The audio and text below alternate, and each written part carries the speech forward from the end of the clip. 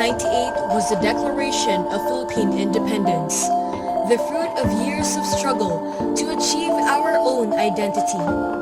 The struggle for independence harvested so many lives, a sacrifice for the promised future, a future that we are presently living. This revolution is a string of events that arose from different provinces or parts of the Philippines. But when did it started?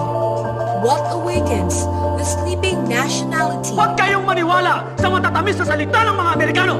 and consciousness of our ancestors? What is behind the national revolt that shaped the Philippines as it is today? Let us unravel the history and look back to the year where it all began.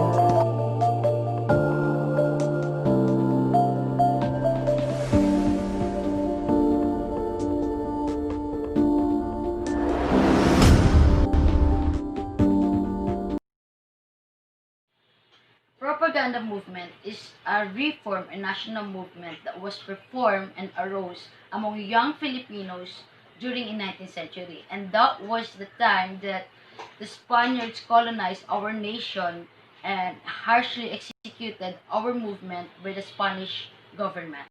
Towards the end of 19th century, the economic of the Philippines had improved that the mestizos and Creoles will be able to send their son to study not only in Manila but also in Europe. And that was also the time that the young Filipino students opened their minds about the progress and love for the motherland. We'll be able to observe the difference in the position of church in Spain, while the Constitution of 1876 declares that the Catholicism is the religion of the state that has little influence about the political matters. In 1882, the newspaper entitled Revista del Círculo Hispano-Filipino was published, and it is originally Círculo Hispano-Filipino, the first attempt of the Filipino to study in Spain, that was led by Juan Ataide and supported by Spaniards who were sympathetic to those Filipinos. But unfortunately, the newspaper and organization didn't last long because of the and it ended in 1883 because of feuding among the staff or conflict ideas. In 1887, another newspaper was released entitled España and Filipinas that contains the first novel of Dr. Rizal, The Noli Me Tangere, and it is supported by Filipinos, Creoles, and Mestizos in Madrid. But same as the Revista del Círculo Hispanos-Filipino, it didn't last long too because of, again, feuding among the staff and, of course, the lack of funds. But because of the work of Dr. Rizal, the Filipino got inspired and realized that they should fight for the right. And in Barcelona, they began preparation of publication of new periodical. And it's supported by Mariano Ponce and Pablo Rianzares for the financial, and Graciano Lopezina for the editorial, and lastly, Marcelo H. Del Pilar. Guess what? On February 15, 1889, the La Solidaridad was released. In its article, the staff defines its program as to combat all reactions, to impede all retrogression, to applaud and accept liberal idea, and to defend all progress.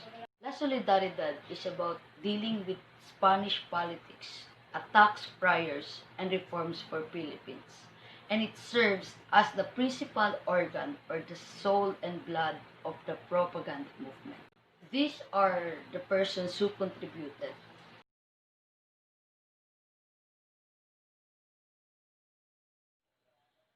Jose Rizal then was offered editorship for the newspaper, but he refused because during that time he was annotating Antonio Morga's Success de las Islas Filipinas in London.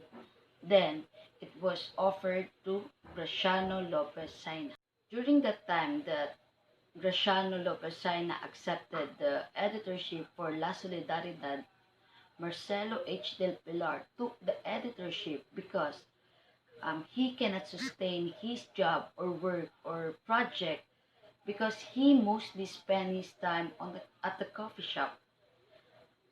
What Marcelo H. Del Pilar did is took all the papers and fly to Madrid to finish all the stuff that Lupasina supposedly job. So after he finished the editorship of the La Solidaridad, it was published on April 25, 1889, and it was that the letter entitled is The Aspiration of the Filipinos. Aspiration of the Filipinos pursues the desire for.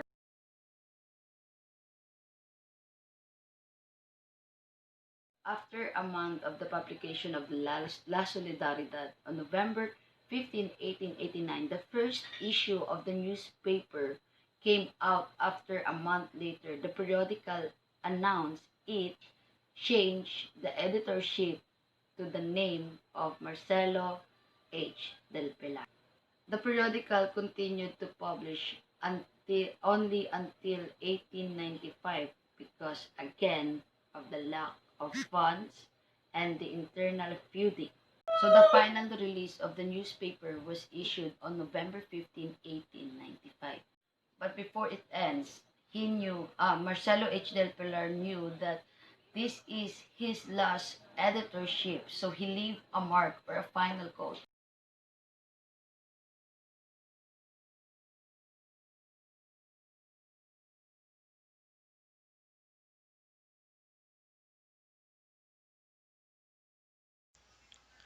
Rizal as a Freemason. Di Masalang by Reynold Fajardo, Filipino historian. The Masonic life of Dr. Rizal.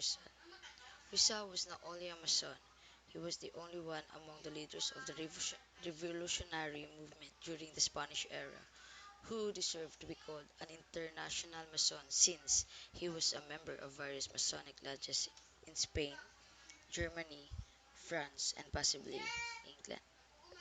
In 1882, Dr. Rizal first documented exposure of Rizal to Masonry, and in November 15, 1893, Rizal was made a Master of Mason at Logia La Solidaridad, S53 in Madrid, Spain. On October 14, 1891, affiliated with a lodge at the jurisdiction of Front Orientation in France. Our national hero lived by 1. Freedom to search knowledge and share it in any way you want. 2. Separation of church and state. 3. No to oppression of the individual's drive to excellence. 4. Freedom and tolerance of one's race and religion. No to religious and racial discrimination. 5. No to being hookwinked to the truth by the religious or friars. Science can offer a lot of explanations to the so-called miracles religious or friars, or science can offer a lot of explanations to the so-called miracles propagated by the friars. And 6. Religion, specifically in his time, suppresses the individual from discovering the world out there. He wrote with passion that he despises the friars because they use religion to show that it is the only way to truth and salvation. And lastly is Rizal and the La Liga Filipina. July 3, 1892, Jose Rizal founded the La Liga Filipina in Manila, and in July 6, 1892, arrested Rizal on the Pitan.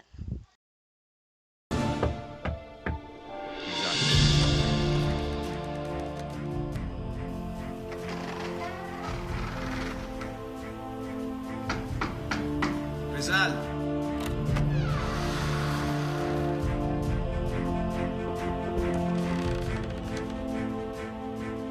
Rizal. Rizal. At patuloy itong magliliyab sa puso ng lahat ng mga naantig ng iyong pagpupursige.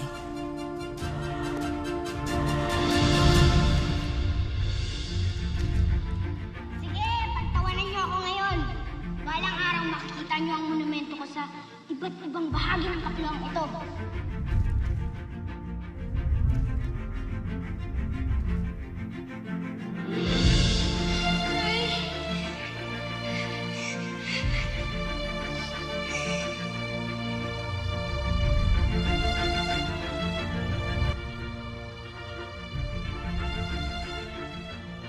Hindi ko makalimutan na pinasaya mo ako ng sobra sa at sa lahat ng lalaking nakarelasyon ko. Ikaw lang ang handa akong ipagtanggol. Salamat sa pagiging totoo mo, Bebe.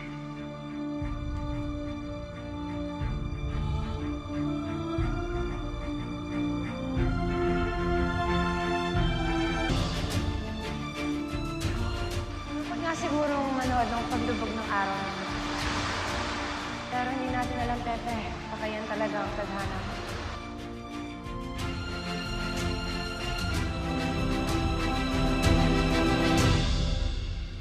Umibig ka ng tunay. Minahal mo kami ng buo.